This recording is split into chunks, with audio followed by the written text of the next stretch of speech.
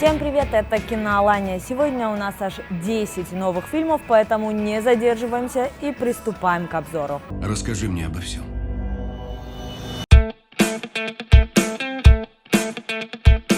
И начнем мы с мощной драмы «Просто помиловать». История о жуткой несправедливости и борьбе с системой определенно заинтересует тех, кто любит глубокие фильмы, основанные на реальных событиях. В центре истории молодой юрист Брайан Стивенсон. После окончания Гарварда вместо престижной работы он выбирает борьбу за справедливость. Он отправляется в Алабаму, чтобы защищать в суде бедняков, у которых нет денег на адвокатов. Одним из первых его подзащитных станет Уолтер Макмиллиан, которому грозит казнь за убийство 18-летней девушки. Судебные истории в Голливуде всегда пользовались успехом. Особую ценность этому фильму придает то, что он основан на реальной истории Уолтера Макмиллиана, ошибочно осужденного и приговоренного к смертной казни. Мемуары Уолтера и книга его адвоката Брайана Стивенсона и легли в основу фильма. Роль адвоката исполнил Майкл Би Джордан, и для него это, пожалуй, одна из первых реально драматичных ролей после череды блокбастеров. Уолтера Макмиллиана же сыграл обладатель Оскара Джейми Фокс, и эту роль уже называют одной из лучших в его карьере. За нее он получил награду Ассоциации афроамериканских кинокритиков. Подводя итоги, «Просто помиловать» — это мощная история, сыгранная отличными актерами, а что еще нужно? Ну а с этим фильмом у нас пока все. Сейчас коротко о других новинках этой недели. На больших экранах стартовал вестерн «Подлинная история банды Келли», экранизация жизни легендарного австралийского преступника. За его голову в свое время была назначена огромная награда. Одни считали его самым жестоким преступником, другие – народным героем. Роль Келли в фильме сыграл Джордж Маккей, вместе с ним в ленте снялся Рассел Кроу.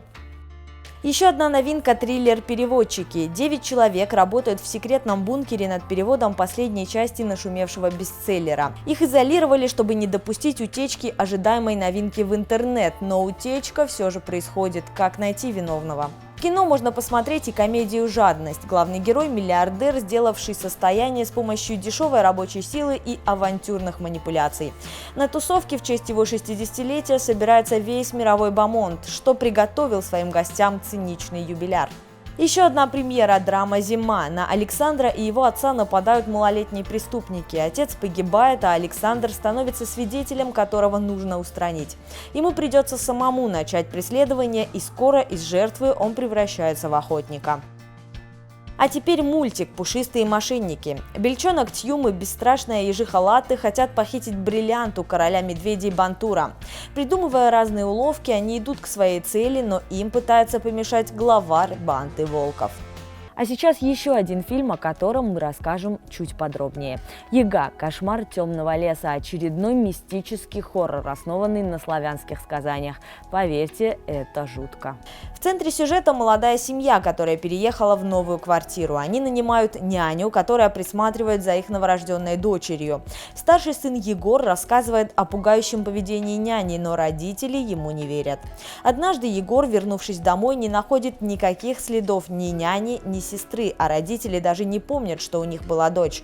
Тогда мальчик отправляется на поиски, в ходе которых выясняется, что няня – древний демон. «Яга» – это новый проект успешного российского режиссера Святослава Подгаевского. Именно он работал над созданием «Русалки» и «Пиковой дамы», которые несколько лет назад навели шороху в кинотеатрах. Подгаевский вместе со своим бессменным продюсером Иваном Капитоновым нашли свою нишу. Они черпают вдохновение в славянских сказаниях и берут на роли злодеев героев, которых мы знаем с самого детства. Итак, «Яга. Кошмар темного леса» действительно страшный ужастик с неизбитым сюжетом, основанным на славянских сказаниях. Плюс отличная картинка. Поклонникам жанра смотреть обязательно. А сейчас еще несколько новинок, о которых мы расскажем коротко. Начнем с еще одного хоррора «Проклятый дом 2». Все как обычно, главный герой и его супруга приобретают недорогой дом, требующий ремонта. Муж решает сам взяться за его восстановление, но у здания есть мрачное прошлое, с которым новому владельцу не совладать. Если вы любите странные и выносящие мозг фильмы, то триллер «Иди к папочке» – то, что вам нужно. Главного героя приглашает в гости отец, с которым он не виделся 30 лет. Он живет в доме в лесу на берегу моря и, кажется, не очень-то рад видеть сына. Когда наш герой решает уехать, происходит кое-что непредвиденное. В главной роли Элайджа Вуд. Ну и еще одна безумная новинка – «Пушки Акимбо» с Дэниелом Рэдклиффом в главной роли. Его герой Майлз был обычным разработчиком видеоигр, но однажды в его дом вломились незнакомцы, они прибили к рукам Майлза 2 пистолета и похитили его любимую девушку.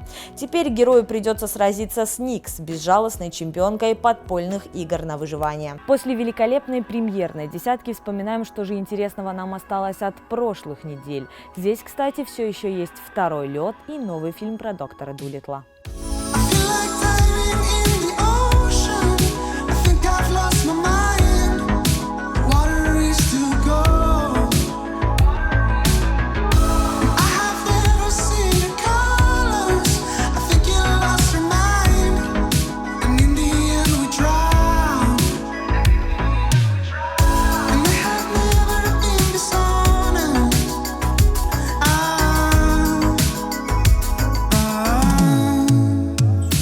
Hear me now, the words are all gone, the ocean is calm, I can't reach my voice, so hear me now.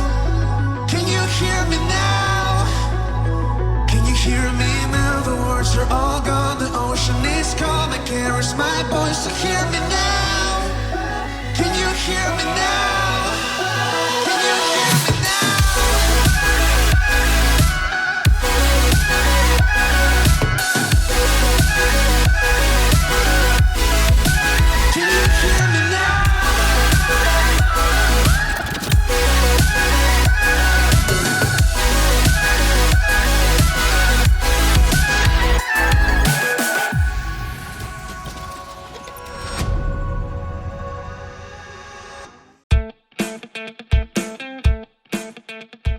С сегодняшнего дня на больших экранах идет подлинная история банды Келли. В рубрике Must See мы решили вспомнить о предыдущей экранизации жизни легендарного преступника. Фильм «Банда Келли» вышел в 2003 году, однако многие пересматривают его до сих пор. Нед Келли – выходец из бедной семьи ирландских эмигрантов, сосланных в Австралию. Он испытал на своей шкуре несправедливость властей и жестокость полицейских. Сколотив банду, куда вошли его родной брат Дэн и 2 друзей Джо и Стив, Келли принялся грабить банки и быстро стал героем для народа. За поимку Неда была назначена награда в 8000 фунтов, но разбойникам постоянно удавалось скрываться. Пожалуй, особую известность фильм «Банда Келли» приобрел благодаря своему фантастическому актерскому составу. Роль самого Неда Келли сыграл Хит Леджер, пару ему составил Орландо Блум. Помимо них в фильме появляются Джоэл Эдгертон, Наоми Уотс и Джеффри Раш в роли главного злодея.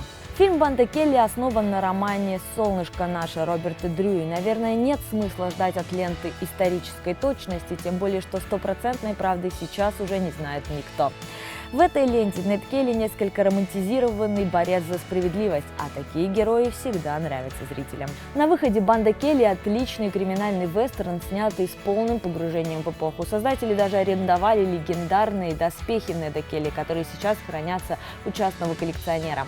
Добавьте сюда отличную игру актеров, красивый видеоряд, крутые сцены перестрелок и хорошие диалоги, и получите фильм, который обязательно нужно посмотреть. Ну а у нас на этом все. Смотрите хорошие фильмы и увидимся в кино.